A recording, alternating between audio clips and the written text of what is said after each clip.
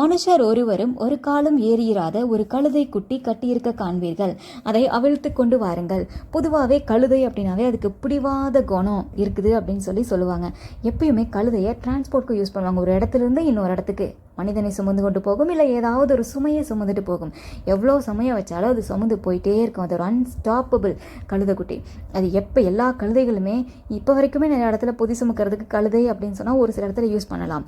அது போயிட்டே இருக்கும். ஆனால் ஒன்ஸ் உட்காந்துருச்சு அப்படின்னா அது எழுப்புறது கஷ்டம். அந்த பிடிவாத குணம் அதுக்கிட்ட இருக்குது. ஆனால் இங்கே சொல்லப்பட்டிருக்கிற கழுதைக்குட்டி தனக்கு கீழ்ப்படிதலை அது வெளிப்படுத்தியிருக்கு. அந்த கட்டுகள் அதுக்கு முதலாவது அவிழ்க்கப்பட்டது. அதுக்கப்புறம் அது ஆண்டவர் தான் மேலே ஏறி போகணும் அப்படிங்கிற அந்த தீர்க்க தரிசனம் நிறைவேறுதலை தன்னை அர்ப்பணித்து ஆண்டவருக்காக அது அவரை சுமந்து கொண்டு சென்றது. மற்ற கழுதை குட்டிங்க அந்த காலத்தில் கூட இருந்திருக்கும். ஆனால் இந்த கழுதையை பார்த்து எல்லாரும் சொல்லியிருப்பாங்க, இது ஆண்டவர் இந்த சுமந்து கொண்டு போன கழுதை குட்டி இதுதான் சொல்லிட்டு. அதுக்கு எவ்வளோ ஒரு கிரெடிட்ஸ் அது கிடச்சதில் கீழ்ப்படுதினால வந்த ஒரு நல்ல பெயர். ஒரு ஸ்டபான் கேரக்டரை கீழ்ப்படிதல் ஒரு சின்ன ஒரு விஷயம் தான், ஆனால் அதை டிவைன் பர்பஸில் ஆண்டவர் எவ்வளோ அழகாக அதை யூஸ் பண்ணியிருக்காருல்ல. இன்றைக்கி நம்மக்கிட்ட அந்த கீழ்ப்படிதல் இருக்குதா?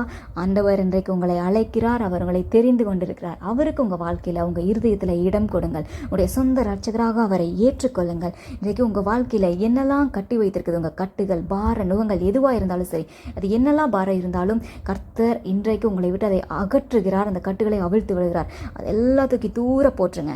ஆண்டவரை உங்களை சொந்த ரட்சகராக ஏற்றுக்கொள்ளுங்கள். அன்றைக்கு அந்த கழுதை குட்டிக்கு எப்படி ஒரு புது அடையாளம் கிடைச்சதோ, இன்றைக்கி நீங்களும் ஆண்டவருக்கு கீழ்ப்படிந்து அவருக்கு உங்களை அர்ப்பணிக்கும் பொழுது உங்களுடைய வாழ்க்கை புதிதாகும், உங்களுடைய வழிகள் புதிதாகும், உங்களுடைய எல்லா நன்மைகள், ஆசீர்வாதங்கள் எல்லாமே உங்களுக்கு புதிதாய் உங்களை வந்து சேரும். ஆண்டவர் உங்களுக்கும் ஒரு புது அடையாளத்தை தருவார். அவர் உங்களுக்கு எஜமானாயிருந்து உங்களை நடத்தி கொண்டு போவார்.